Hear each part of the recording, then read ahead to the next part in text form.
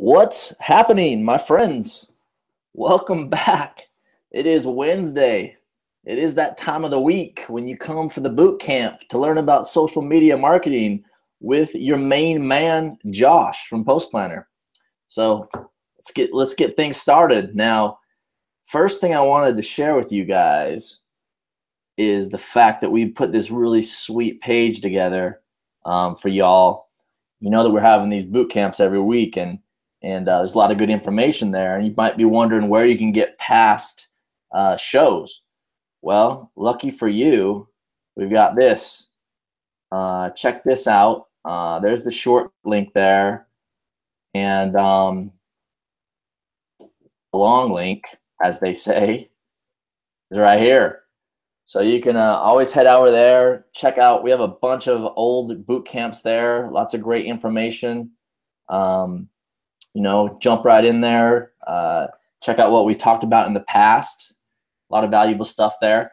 Now, before we get started, I like to figure out who is out there. Who is out there? Phyllis, what's going on? Good to see you.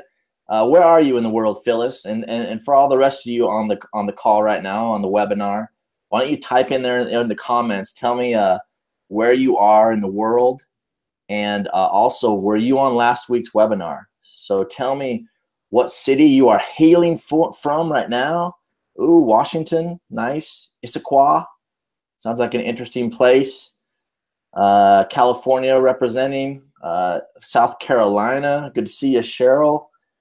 BC, Canada, sweet. I'm heading there. I'm heading there in like a couple weeks. I'm heading there at the beginning of July. Wow, lots of comments coming through here. I'm going to BC up to Whistler. I'm going to go with my family up there. We love going to ski resorts in the summer. So cool to be up in the mountains. We're going to go stay in Whistler for a while, and I'm actually going to go and snowboard on the top of the mountain. They got a glacier there, and you can snowboard in the middle of July. It's pretty sweet. So I'm going to go snowboarding in Whistler in July, which I'm pretty excited for. Wow, lots of people here from all over the world: New Zealand, Ohio, Italy, Florida, Maryland, Dubai, representing from the Gulf. Maurizio, what up, man? You're far away. Good to see you. Thanks for coming. We got Wales. We got the UK in the house. We got Georgia. Pretty awesome stuff, guys. Good to see you all. Thanks for taking some time on this Wednesday, or maybe it's Thursday where you are. I bet it is in New Zealand, late at night. So this Wednesday, Thursday, whatever it is, wherever you are, thanks for coming. Now, last week, if you were on the call last week, remember we talked about creating buddy pages. We're going to get a little bit more into that today and review what we talked about. But if you did create a buddy page, make sure and go over to our group. Leanne's going to share that. We have a private group for people just like you, social media marketers who want to learn more at various levels. Maybe you're an expert, maybe you're a beginner. Head over to our private group. Our Post Planner Social Stars group. We just renamed that last week. There's some rebranding there. We're going to devote a lot more resources there. And head over to that group and share your page so we can all like it. We all want to support each other here. So share your page in our Post Planner group, and we're all going to go over there and like your page, and we'll see how that buddy page develops. And if you're new to this and you don't know what a buddy page is, stick around. I'm going to talk about it. It's a really cool way to just get more reach and extend your distribution via social media for your business. All right, well, every week we talk about two very important things when it comes to social media marketing, and that is, number one, the why we're doing what we're doing, and number two, the how to do it better. Those are the two things right there. Why we're doing what we're doing and how we do it, how we do it. Yes, Donna, the buddy page is the fan page, the one you created between last week and now. We'll talk a little bit more about that. But we always like to start with the why, because it's important to get that foundation. If we don't know why we're doing what we're doing, we're not going to be able to do it well. We're not going to be able to get to the how. So let's always start with the why. And the why for us, Well, you guys all know. I like to put it this way. You know, as a marketer on social media, what are you doing out there? Why are you doing that? Well, you're just getting distribution. You're just reaching more people with your content and with your business. You're getting distribution for your business. And nowadays, basically, your business means your website. You know, you're trying to get distribution for your website. You're trying to send your website out there to more people, create more pathways to come back to your website. And that's the end goal right there, right? That's why you're on Twitter. It's why you're on Facebook. It's why you're on Pinterest. You're putting little pathways out there into the social world where people can walk down those pathways and get back to your website. That's what it's all about. And there's you know, social media is a special place. It's not just like any other sales channel from the past. It's a special place where you have to have a certain technique to get things done. And we like to think about that in terms of a metaphor of fishing. Now, you guys who've been on the call before, you probably heard me talk about this. You're gonna hear it today. You're gonna hear it many more times.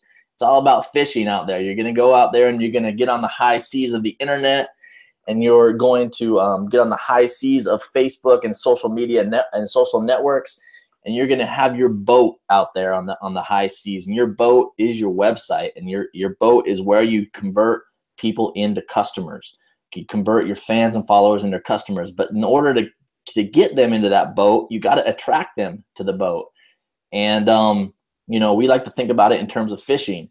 The fishermen who know one way to really get a lot of fish around your boat is what? You got to chum the waters, Kaylin.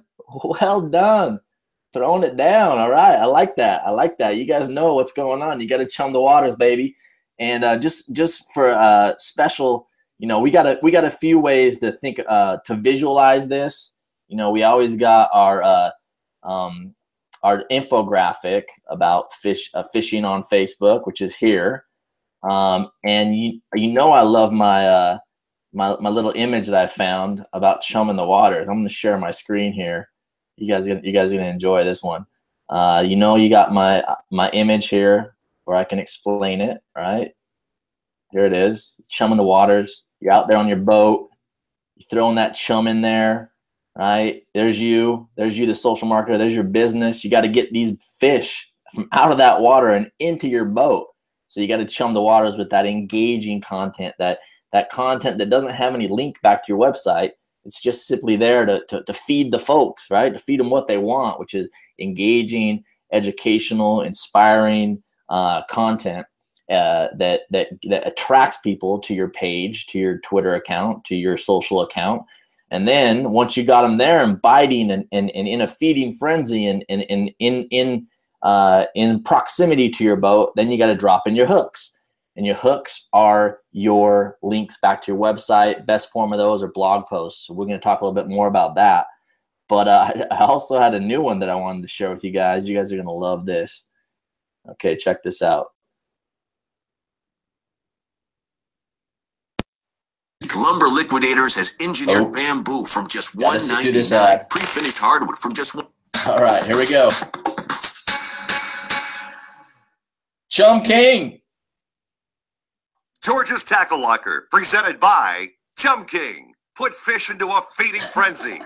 Effective chumming requires that you broadcast your chum throughout the target area. When I'm bottom fishing. Did you hear that? Broadcast your chum throughout the target area, people. Broadcast your chum throughout the target area. The target area is your fan page. You got to broadcast your chum throughout the target area. I guess the target area is Facebook itself, Twitter itself. Broadcast your chum throughout the target area. All right, let's keep going. I not only rely on blocks of chum to bring fish up to the surface, but I also want to stoke the fish's interest in the middle level of the water column, such as... Stoke the fish's interest, people. You got to stoke their interest. That's what it's all about. That's what the chum is. You got to stoke their interest. Kingfish, mackerel, and cobia, and also along the bottom for grouper and snapper. The Chum King helps me do that. The Chum King is basically a device that helps disperse chum, cut up bait, and even live baits at any level in the water column. Oh, yeah. It helps disperse the chum. There you are. Now, guess what that tool is for you guys? You guessed it. Post Planner. We are the Chum King. of social media marketing right there, all right? So when you picture our tool, just think inside your head, the Chum King. We are the Chum King, all right? Now, you got to broadcast your stuff throughout the target area, and that's very important. And, you know, again, this is all about influence. You know, this is all about influence. How do you influence people's behavior? How do you get them to do the things that you want them to do? Of course, you want them to become a customer of yours, not simply because you want to take their money, but because you want to help them, right? If you're in business, you have a product or service, you believe in it, right? You believe that people who buy that product or service, it's going to improve their lives. It's going to help them do better business.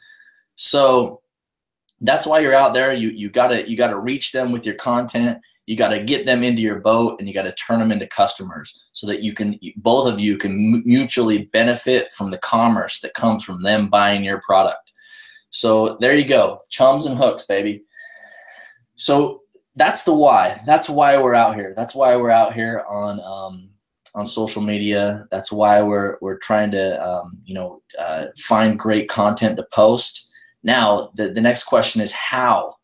Well, let me just jump in and remind you that whether it comes to Chum or whether it comes to those hooks, whether it comes to the Chum, which is the engaging stuff, or the hooks, which are the links back to your website, I want you to be data driven with both of them. All right. I want you to make decisions and choose the content and create the content based upon data. All right. Based upon information that will improve the chances of that content performing well. Now I'm going to put my headphones in because I can hear a little bit better. All right. But I had to get you guys seeing that video, so I had to take my headphones off. I hope you liked the Chum King. Okay, so we got Chum and we got hooks. Well, let's go through it. Let's start with how we create data-driven Chum. Well, remember, this is the engaging stuff. This is the stuff where you want a lot of clicks, a lot of interaction, a lot of engagement. So you got to try to create Chum that will get those. The easiest way we've figured out how to do this is via images. Images form the most of our Chum. Now, images aren't the only Chum that you can use. You can use videos. Videos are getting very hot on social media, as you guys all know. I'm going to show you a little tip on that in a second. But, you know, the kind of tried and true method that we always recommend and use are images. And what the images that we've seen to be the most generally applicable to any business, including yours, are images that have text on them. You've seen these all, whether it's a quote, whether it's a joke, whether it's an inspiring idea. You have an image with a text on it. And in order to create an image like that and make sure that it is data-driven, you're going to need these four things, all right? You're going to need a data-driven text. You're going to need a background image. You're going to need your logo to put onto the image so that when it does go viral and spreads throughout the social media, you're going to get some branding benefit from that. And then you're going to need some software to put it all together. Now, we've talked many times, like it all starts with number one, right? How do we get that data-driven text? There's lots of ways to do it. One way is to go into Post Planner. I'm going to show you my app right now. Let me share my screen. And for those of you who've heard this before, don't worry, I'm not going to get too deep in it today. I'm just going to review it. There's our landing page. 1 second here. We're going to go into the app. You're going to go straight to Find, which is the home page, and then into Popular and Quotes. And there you go. That's this week's hottest texts. Okay, so you can take any of these texts. You can type them out and then use them on your own image. Some of the best places to find an image are Pexels.com, which is this one, and Unsplash.com. I've shared these many times before. These are just two of many. These are free. These are actually, it's funny because this one right here, I just saw it on a new Buffer article. Buffer is one of our competitors. They have great blog, and they use this exact image on their latest blog post. These are free images. They're copyright free, so you can take them and use them for any uses you want to.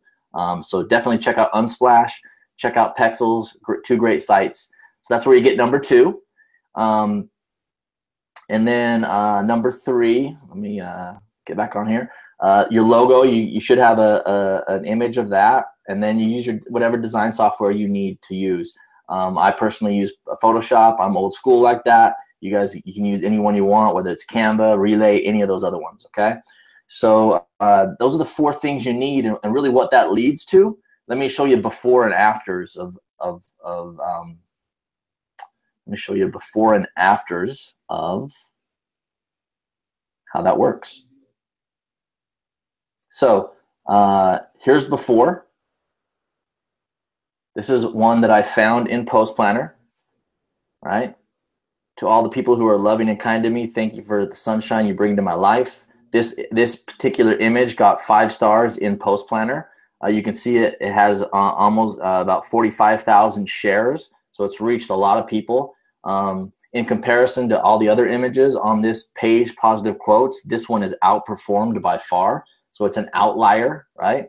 Which means that we want to cherry pick that text and we want to use it. And that's exactly what I did. And I got this. Use the exact same quote for all the people who are loving and kind to me. Thank you for the sunshine you bring to my life. We did this particular image on one of those webinars, which you can check out on that page I shared at the beginning of the webinar, where all of our old replays are. We created this live on there. We took the quote, we added our logo, Post Planner. We got this image from Pexels, I believe it was, and we created this and we put it out there, and we're not too shabby. We got about 1,500 shares, reached I think about 200,000 people. Let's see what that was. Should show it here. 130,000 people. So not too shabby. 130,000 people reached. This took us about 10 minutes to create. Not too bad for not having boosted it. This is all organic, right? We didn't boost this post. It worked, right? This is what you do. You get a data-driven quote. You create an image with it, with the background and your logo, and you post it, and you get reach. Here's another example. We started with this one. A little toe is a device used to find furniture in the dark. We used our technique, and we got this one. Text, background image, logo, right? Now this one didn't perform as well as the other one, but still, I think this one took us about 5 minutes to create. So, either way, we were data-driven. These are examples of data-driven chum, and that's how I want you guys to think. I don't want you to just be guessing out there. I don't want you to just be coming up with chum on the fly and throwing it out there into the sea. I want you to be data-driven with your chum, okay?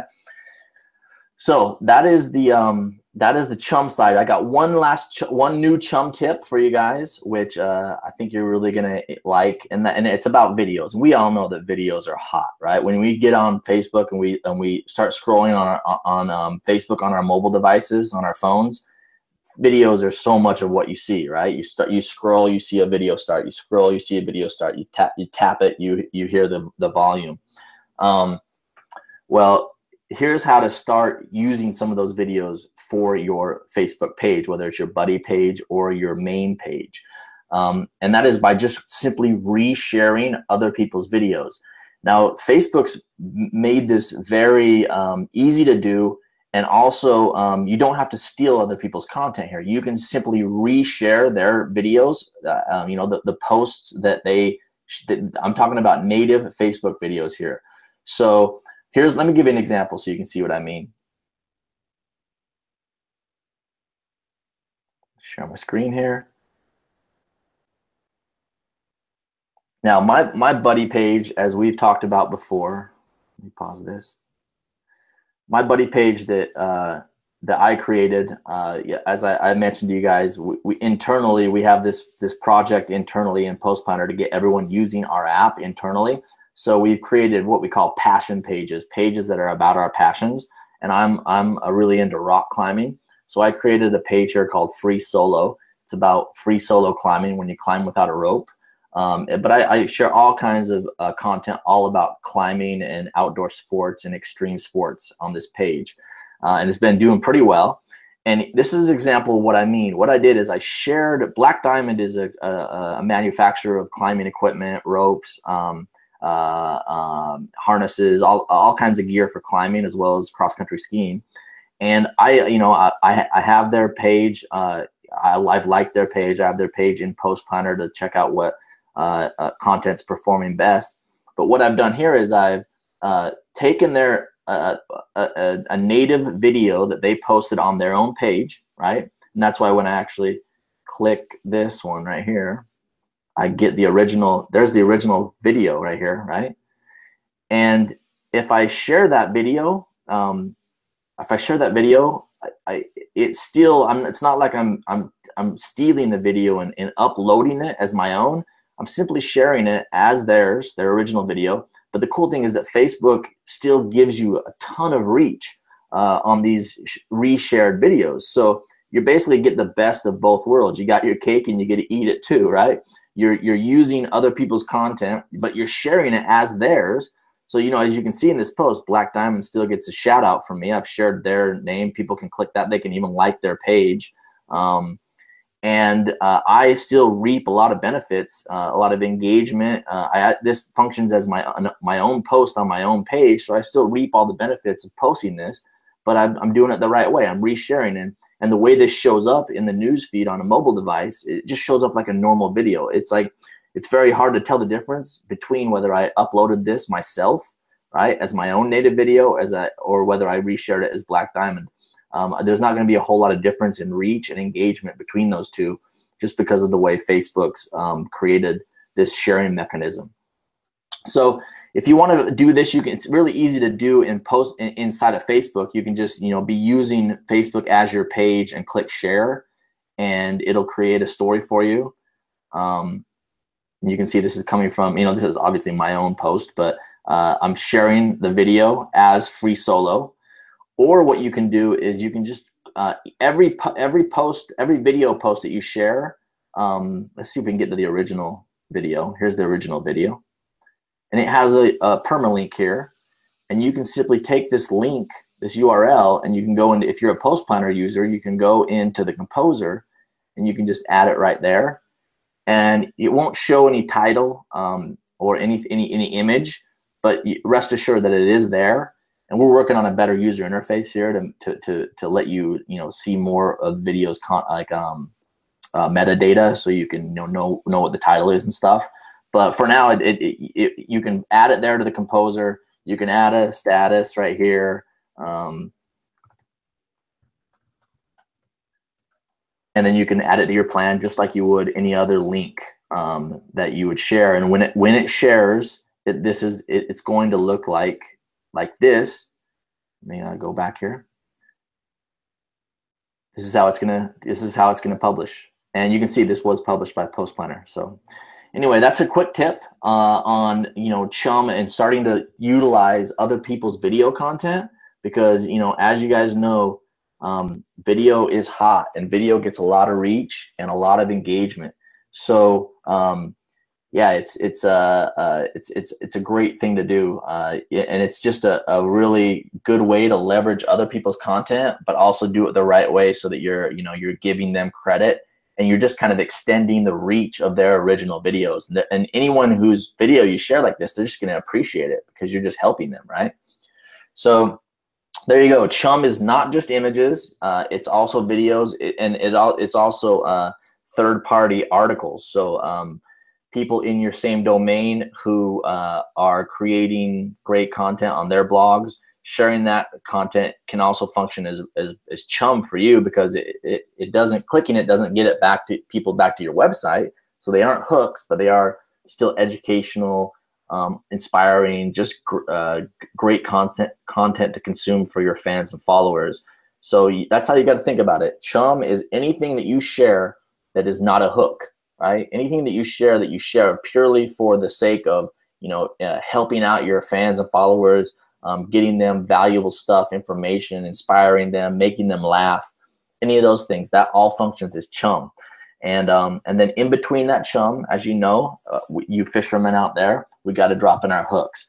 And with hooks, we want to be data driven as well. So let's summarize a little bit some of the stuff we've talked about. on being data driven with our hooks. Now, again, just to be crystal clear, hooks are those those links that you share on social media that bring people back to your website. Those links are usually going to be blog posts if you're doing content marketing the correct way. Those links are going to be blog posts which people click in order to read and just get valuable information, and then they happen to be on your website while they're doing that. So you get the benefit of being able to get there, show them a pop-up or have a call to action in the sidebar, or in any way you can get them on your list, get them to opt in with an email, get them to download an ebook, maybe even get them to come to a webinar just like this, right? That's kind of how we did it with you guys.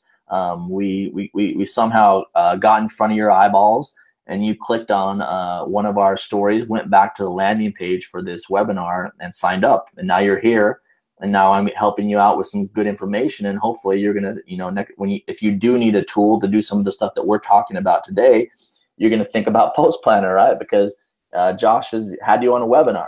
That's how content marketing works, people. But there's a few things to remember when it comes to the hooks, and we've reviewed these before. And that is, really you got to think about, okay, what are the best hooks? How can I create the most data-driven hooks possible? And when it comes to this question, my best recommendation, as we've mentioned before, is that you got to write blog posts that are related to the jobs that your customers hire your product or service for. All right, this is the best way to do content marketing. If you're out there creating blog posts, if you're out there creating ebooks, if you're out there creating videos or any kind of content that is going to bring people back to your website, make sure that that the topic of that content is directly related to the jobs that your products or services do for your customers. Why? Well, because if someone ends up on your website because of one of those pieces of content that is related to the jobs that your products or services do, you've just pre-qualified them, right? If they land on that blog post after clicking that headline, which is related to what your product does, then they've already pre-qualified themselves as a lead for you, right? They've already told you by way of their click, hey, I'm in need of a service like this because I'm trying to learn about this particular, thing that you mentioned in the headline, and therefore they're much more likely to become a customer of yours. Now, doing the opposite of this is kind of a waste of time and resources for your company. If you're out there just trying to get as much traffic as you can, then of course you're going to write about the latest, hottest, trending, topic. You could write about, politics is going crazy right now in America because of the presidential election. I'm sure you could get a ton of traffic to your website by writing about, the presidential candidates. But think about that. If you created even you could write the best article in the world, like with the top analysis, political analysis that you could muster, and you could throw it out there on social media, and people could love it. And you could get hundreds of thousands or millions or tens of millions of people to come to your website because of that piece of content. But it's worthless, right? Because, only a tiny, tiny, tiny fraction of those people are going to be the type of people who need your services, right? They're going to be such a general swath of people coming to your website that it's actually just going to be a waste of your resources. You're going to be, maybe even your website might even go down, right? Because you have so much traffic, and all that traffic was worthless to you. You want traffic that is pre-qualified to buy the stuff that you sell, all right? And the best way to get to do that is to create content that is directly related to the jobs that your products and services do for people. Now, this goes back to something called jobs to be done. I've taught you guys this before. This is where you want to go if you want to learn more about jobs to be done. This is a blog post that I wrote about jobs to be done and how we kind of switched this whole way of thinking last year, and it affected everything throughout our business from our product to our marketing. And so go check out that out if you want to learn more about the jobs to be done methodology. But it really comes back to, it should be the foundation of your marketing, and especially your content marketing. You should, every time you create any kind of content, you should be thinking, okay, how does this relate to my products and services? How does this relate to what my products and services do for people, right? And if it relates directly to what your products and services do for people, that means by people clicking on those and ending up on your website, you're going to have a much higher chance of actually turning them into customers. Okay. Now, I did share, this is the spreadsheet, the public spreadsheet that I've shared with you guys before. I'm going to share my screen and just quickly run through it. This is just a quick summary. You might be going, okay, Josh, that sounds great. You know, all this stuff sounds really great, but how do I get started? Well, go over to this public worksheet. You know, I'm sharing my screen now, and go through these. Go through this way of doing it. Go through this little process. Go in and start with My Jobs, which is right here. This is where you go and you interview your customers and you ask them these 4 questions. Just get them on the phone. Get them on a hangout, ask them these 4 questions. What were you struggling with when you decided to hire us? What was the thing holding you back before you decided to buy? What was the thing that put you over the edge and convinced you to buy? And since using my product, what is the biggest benefit you're getting from it? Just talk to people, you know, just get them on the phone and make sure you ask them these questions. And then once you get answers, just start filling this stuff in, you know, just start filling the answers in right here. Put the customer name over here in the left column and put their answers right here. And then when you get after you get off the call, go over here to this job column and then summarize what the job is you think that customer was hiring your product to do for them. All right. For example, with Post Planner, I might talk to someone and they might tell me it's all about finding content. You know, it's all about, you know, they struggled throughout the day to go out and on the internet and find the best content to post on social media. So they're looking for a product to do that for them.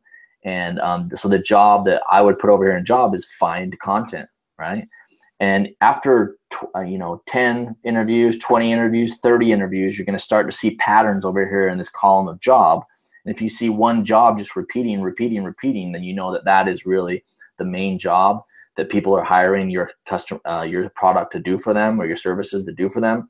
And then you know exactly what you need to write about. So then you go over here to the blog post worksheet, which is the first tab, and you start, you go through this and this process here. You put the job that you want to write about.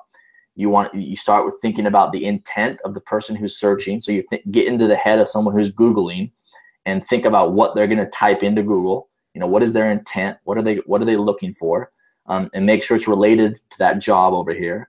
Then you're going to talk about the struggling moment. What are they struggling with that makes them need this solution? What are they struggling with that makes them need your product or service? And then identify a keyword or a topic. And then make sure, this is a very important one, make sure you write down how the blog post will address the user's struggling moment, right? How will it specifically address what they're struggling with?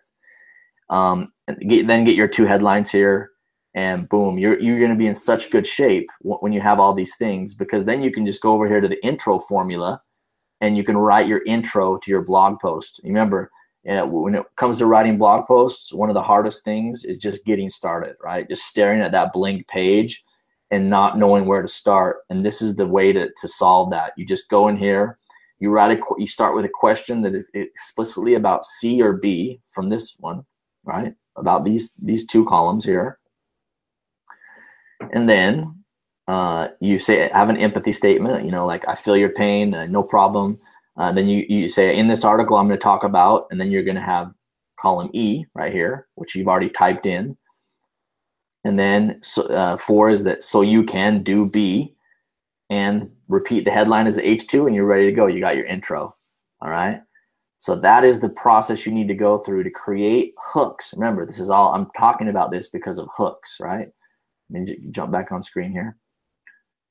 I'm talking about this because we're creating hooks. We were talking about data-driven chum before, how we create that engaging content. Now I'm talking about the data-driven hooks. How do you create the very best hooks that users will click, and by clicking them, they're going to end up on your website and they're going to be pre-qualified to buy your products and services.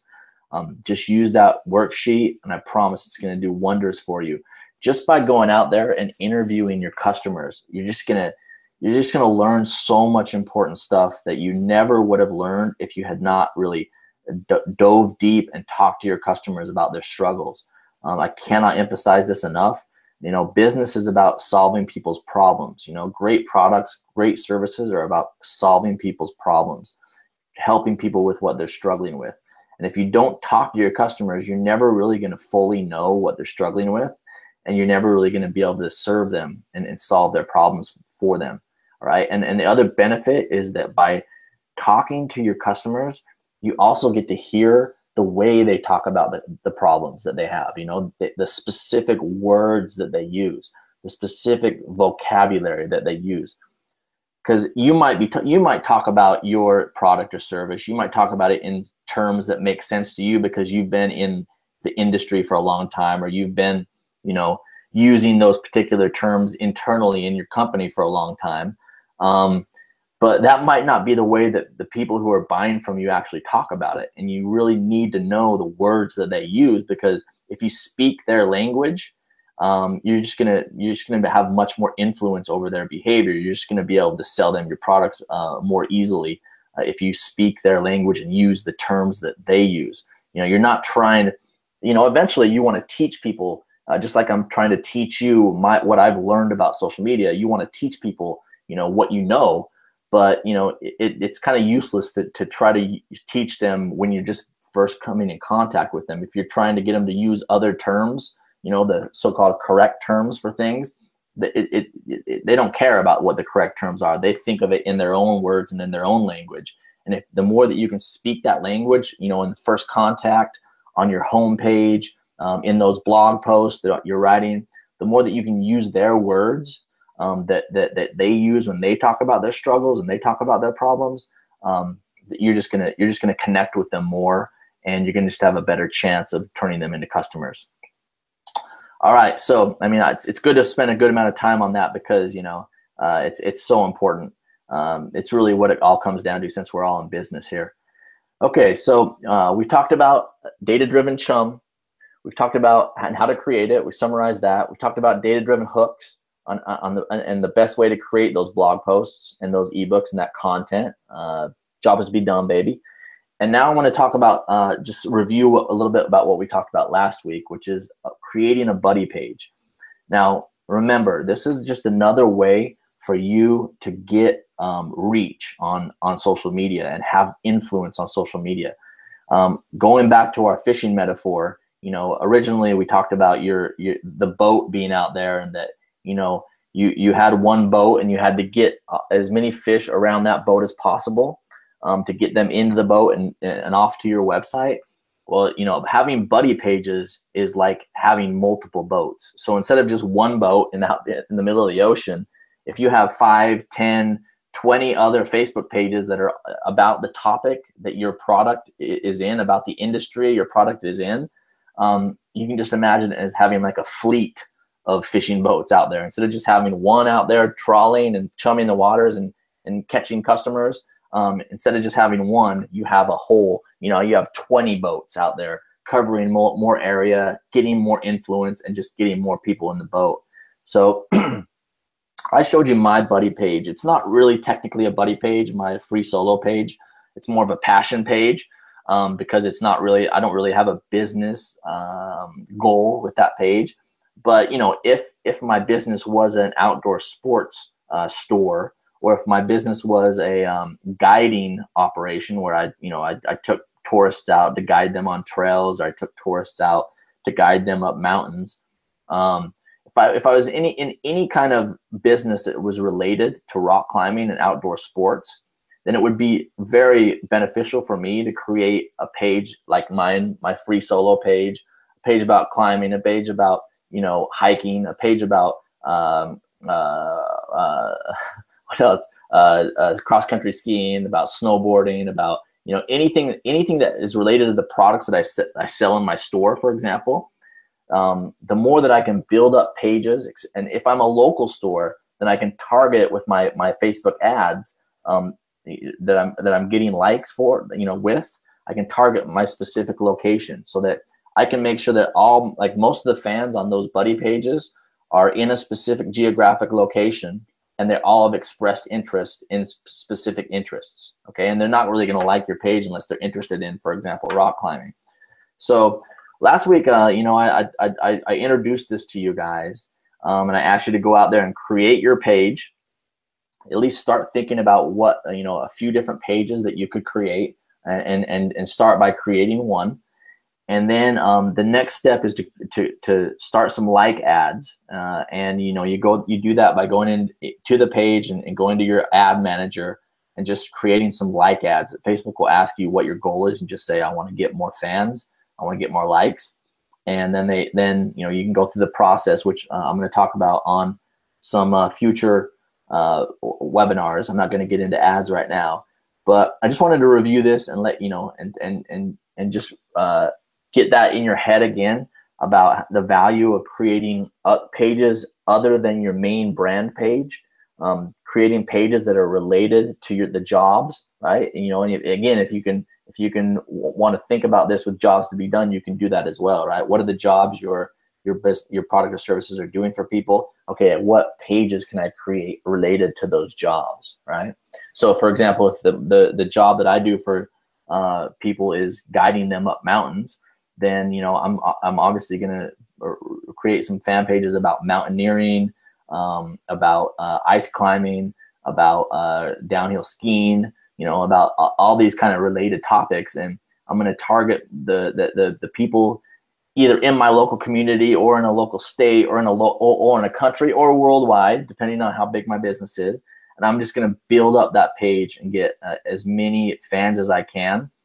And I'm mainly going to be sharing chum on these pages, right? It's going to be all about chum. I'm going to be throwing out awesome images about these sports. I'm going to be sharing videos. I'm going to be sharing links from other people's websites about, you know, interesting things that are on topic. And I'm just going to build this page up over time without any hooks, right? I'm not going to put any hooks out there.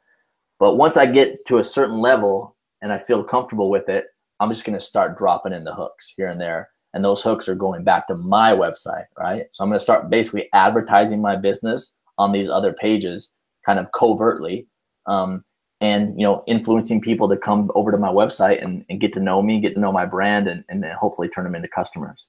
All right. So again, this is about turning your one boat into a fleet of boats. So we'll talk more about that on future webinars. I wanted to review it, but for the last part of this webinar, we got about 20 more minutes. I really want to jump into a topic that we haven't talked about very much, and that is the topic of how to figure out when the best time to post is. All right. I know you guys have content that you're sharing that chum, you're sharing those hooks. And there's always a question of, okay, am I sharing at the right time? Am I sharing at the right time? And I want to just give you a really basic first couple techniques that you can use to start, you know, getting data, because we want to be data driven, obviously, right?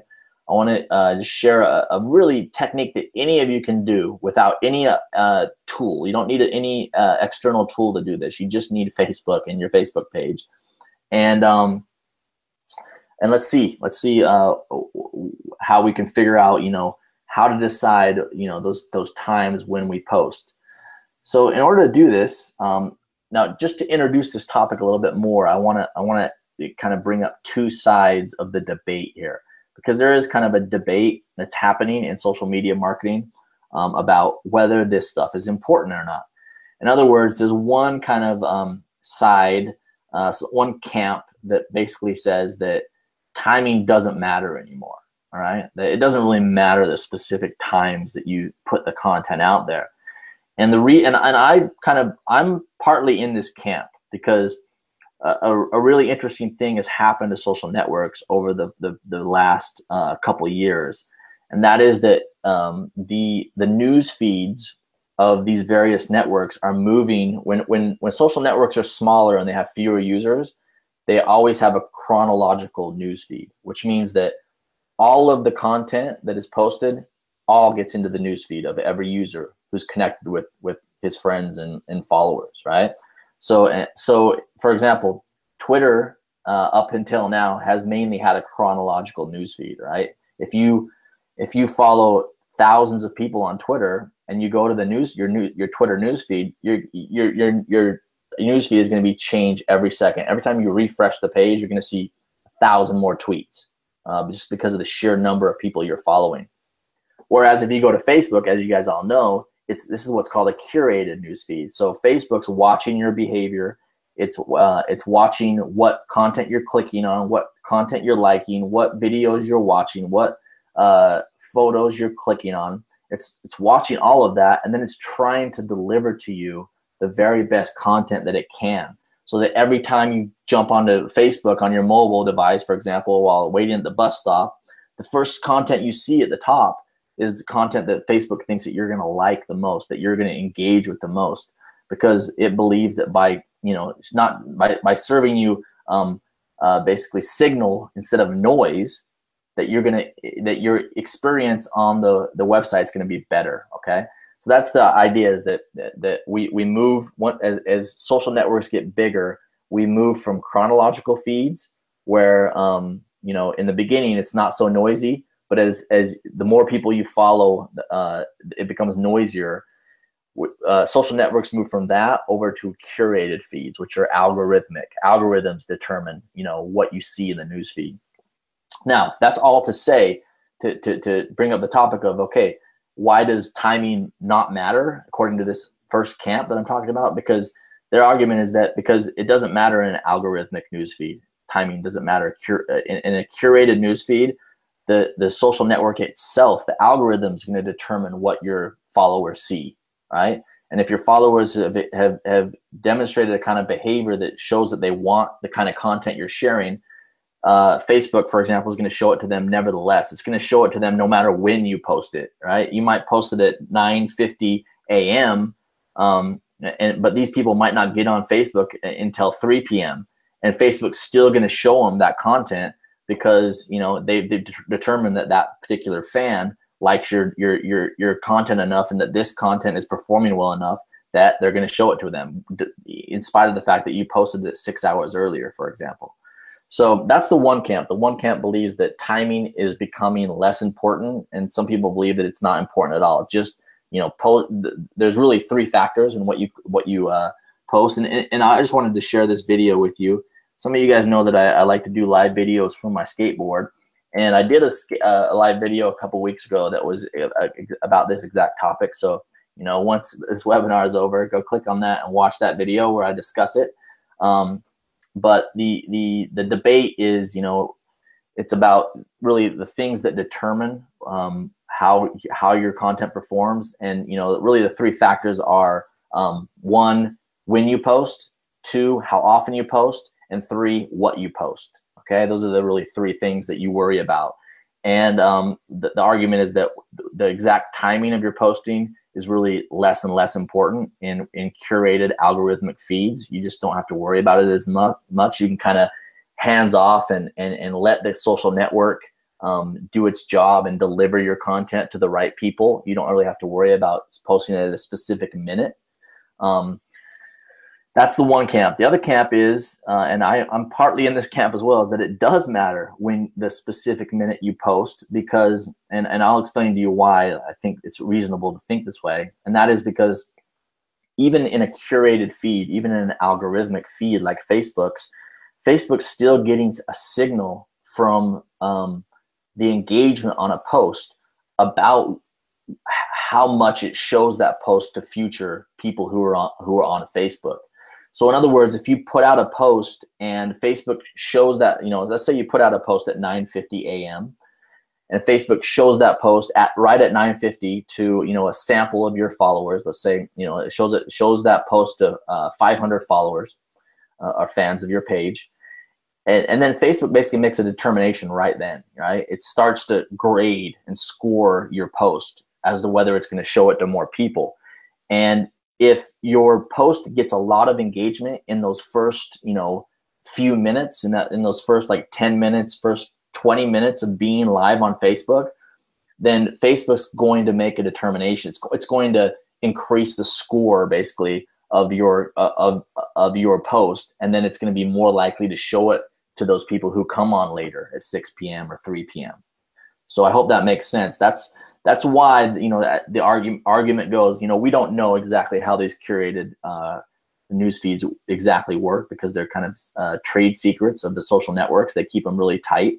But it seems to be the case, and it would be logical to believe that, you know, that when you post something, that it is shown to a sample of your fans, and how it performs in that sample very much determines how it would perform thereafter.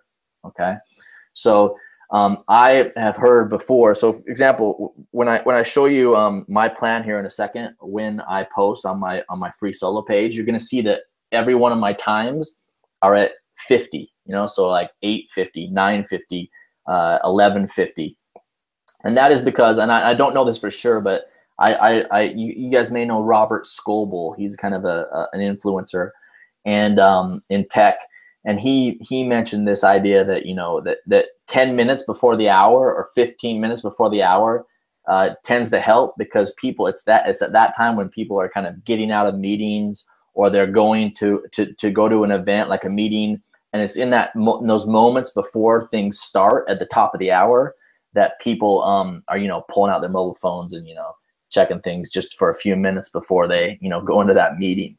And, you know, I don't know whether that's true, but I think it seems reasonable to me. So, you know, I basically I put all my stuff at 10 minutes before the hour.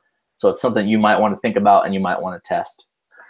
Okay, so that all said, I just wanted to give you that context, you know, of like, some people think it doesn't matter exactly when you post, but there's also an argument that it does actually matter exactly the minute that you post. So, you know, keep all those things in your head, and keep that as kind of context and data to think about when you're making decisions. Now, I'm going to just give you a real quick trick that you can do right now today to kind of get some more data about making decisions about when you post. And let me share my screen. I'm going to show you how it works.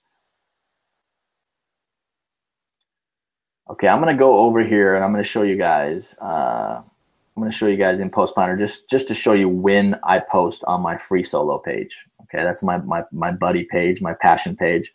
You'll see here I post at 4. This is Pacific time. You know, I'm in California, so I post at 4:50 a.m. Which, when I think about it internally in my head, I think that's 4:50 a.m. It's 5 a.m. and it's 8 a.m. Eastern. Right? I'm thinking about all the time zones of America, because most of my fans are in America. So I'm thinking 5 a.m.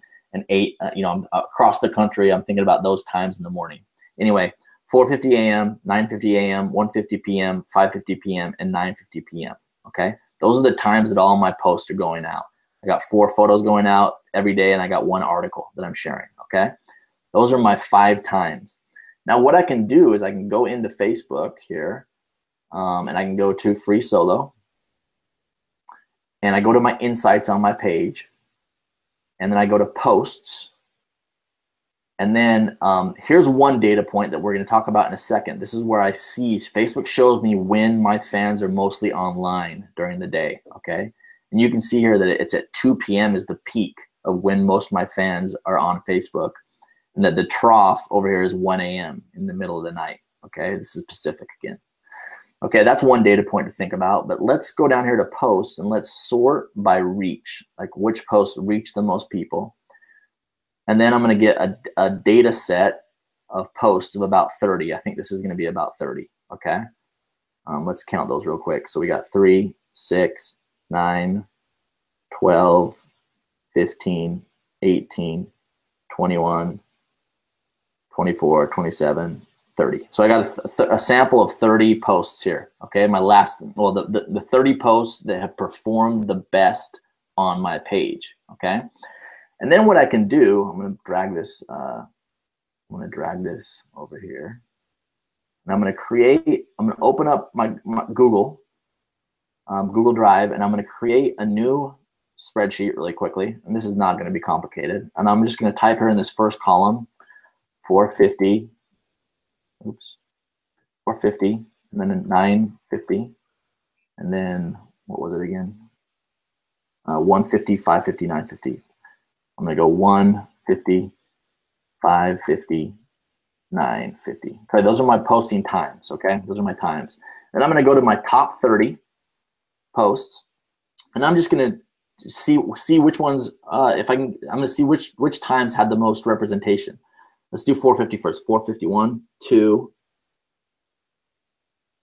3, 4, 5, 6, 6. All right, so 6 out of 30. Who knows? Maybe we're going to see that there's no pattern here, but we're looking for patterns. We're looking for some kind of trend.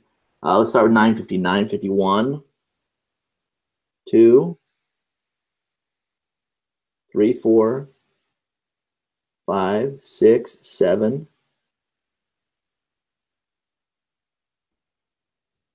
8. All right, 8. So let's throw that in there.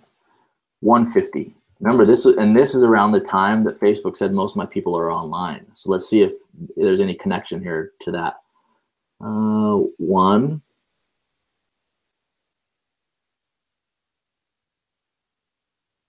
2, 2. Now, that seems like a low number, but don't forget the context also that at 150 is when I'm sharing articles, not photos. So that might be the reason why, you know, no posts made it to the top 10 or top 30. So that's just something to keep in mind. So I got 6, 8, 2. Let's just do the last two, 5:50 and 9:50 p.m.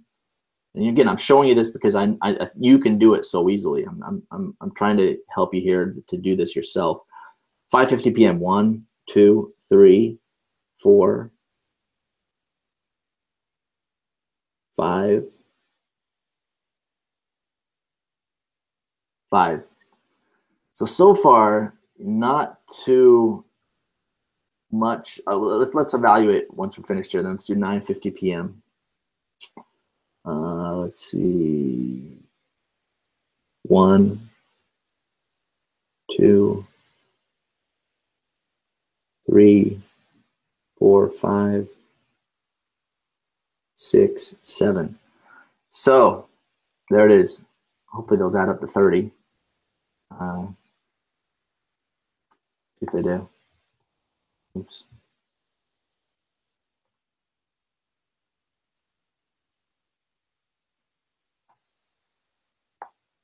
Oh man, come on now.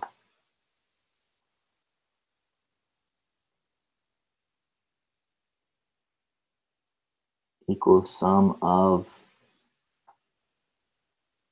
8. Oh, I missed a few. Anyway, what can we glean from this? Well, I mean, anything 6, 8, 5, and 7. There's really not much of a pattern here. I don't think we can. I think we can say that obviously 150 is underperforming, and that is almost certainly due to the fact that it's a different type of content that's being shared. Right, that the photos are doing really well because of the nature of this page. It's an outdoor sports climbing page, so climbing photos are probably going to do better than articles, just because they're very visual and they get a lot of engagement, which doesn't surprise us. And then you got 6, 8, 5, and 7, which are pretty even, really. I mean, if I had like a 0 in one of these, or if I had like a 15 at one of these times, and I could look further into it. Right now, my own analysis is that it doesn't really matter when I post it any of these 4 times where I'm posting images. It's just not making any difference. Not one is outperforming the other. So when I go back to my page, I can have that in mind as I look at these times, right? So Facebook's telling me that, let's just look at this 5 a.m. It's telling me that there's only 867 people on average on Facebook at that time when I publish at 4:50, and that there's like 50% more at 2. Actually, we should compare apples to apples here.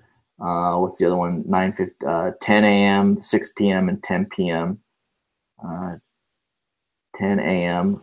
So yeah, there's about 20% more at 10 a.m. and a little bit more then and a lot less then. And really what I'm seeing here is that there's not a whole lot of difference. Now again, this is very rough analysis and this is very rough data science here. You're taking a very small sample. It is the top performers, but it does give you just a opening window in. Now let me get back on camera there. So hopefully I didn't lose you there, But you know, this is the kind of stuff that you need to be doing. You need to be looking at how things are performing. And really my takeaway from all that is it kind of confirms what I thought, which is the camp one, is that it doesn't really matter that much when you post on Facebook. It just doesn't. You know, there's a lot of apps out there that tell you that they're going to crunch all the numbers and they're going to give you the exact minute when you should be posting. And, you know, part of me has always believed, because Facebook's been an algorithmic feed for so long, that it's really not that important at the end, and that the algorithm is doing its job by delivering your content to the people who are most likely to engage with it. And whether you post it, you know, 9:50 a.m. or 10:10 or 10:15 or 10:32 or whatever, Facebook doesn't really care. They're going to deliver your content to the right people anyway. It doesn't matter whether you post it now or 30 minutes from now. That's my analysis. That's my takeaway. So anyway, that's, you know, I think it's an important discussion. I think it's a good thing to think about. Now, we're at the top of the hour, so I really need to get to your questions. Thank you guys for staying off so long. I know I talked your ear off today, but you know, we had a lot of content to cover. So let's see here. I'm going to go over here and I'm going to check out your questions, and then let's talk about them. One second here. Where is it? Okay, cool. So let's start with Gary Hild. The Sunshine original quote had an author's name on it. On the one you created, there was no author mentioned. Is there a concern about copyrights? No, I wouldn't be too concerned with that. The text itself, you know, people who say quotes don't own the words.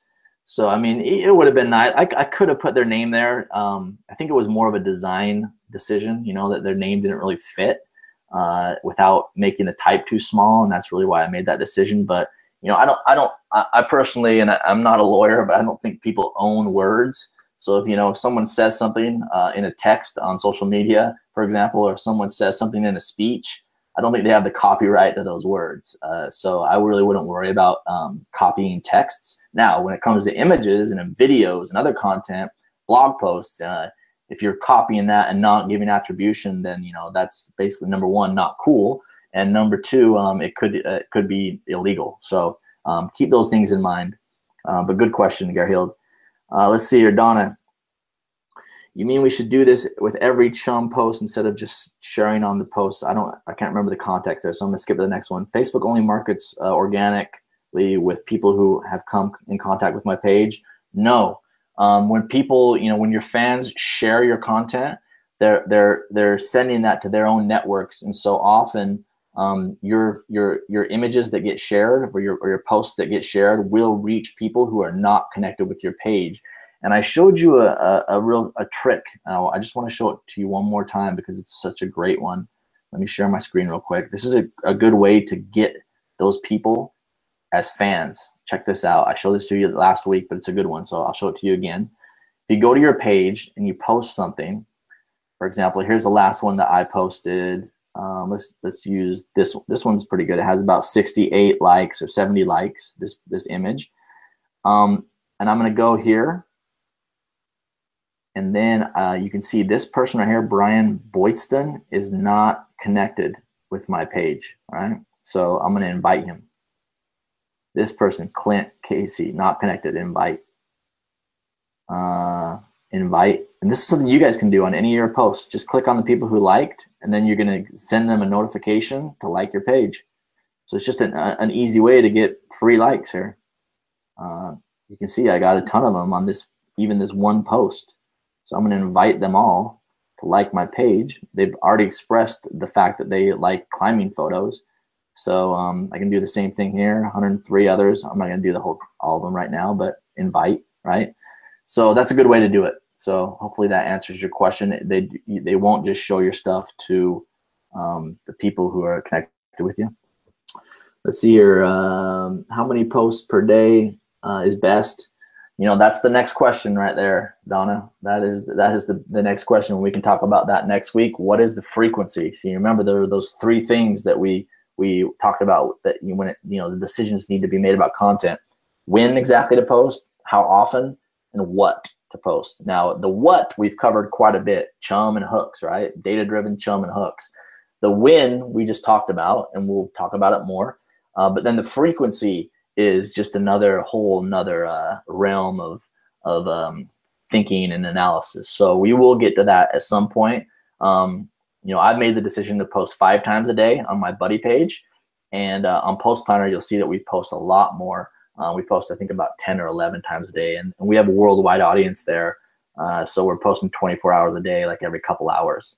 But we can talk about more why we made that decision on future webinars, but that was a great question. And I think we got one more. How many hook posts per day?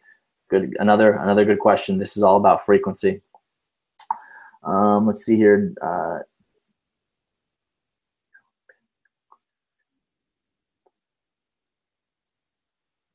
Yeah, I would recommend that as much as possible that you share the question was about whether we should put our logo, I think, on every post. And my recommendation is definitely whenever you can do it. You're just going to reap branding benefits for when people share images. A lot of the times when people share your images, the other people who consume it and look at it and like it, they're not necessarily going to look at where it came from.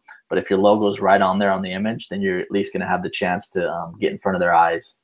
So, all right, guys, that's we're 5 minutes after the hour, action-packed, content-packed hour. So I hope you guys all enjoyed it. Please remember a couple things that you guys can do. Head over to our group. That's the first thing. Leanne's going to share the link to our Facebook group. If you're not already a member, head over there. Become a member of our private group where we just share a lot of good tips and have good discussions about social media marketing. And then the second thing is that every week we do this on Wednesday at 11 a.m. PT, 11 a.m. Pacific. So Leanne's going to share the link to where you sign up for next week's webinar. So definitely head over there, sign up for next week's. We'll get more into frequency. Who knows? Who knows what we're going to hit next week? You know, it's something new every week. Things are always changing in social media and social media marketing. So I just try to stay with the most up-to-date stuff and the stuff that we're doing here at Post Planner that's having the biggest influence, and then just sharing that with you guys so you guys can do it yourself. So, all right. Well, appreciate your time. I wish you an awesome Wednesday. Have a great week and a great weekend, and much love from your crew at Post Planner. And we'll see you next week. Peace.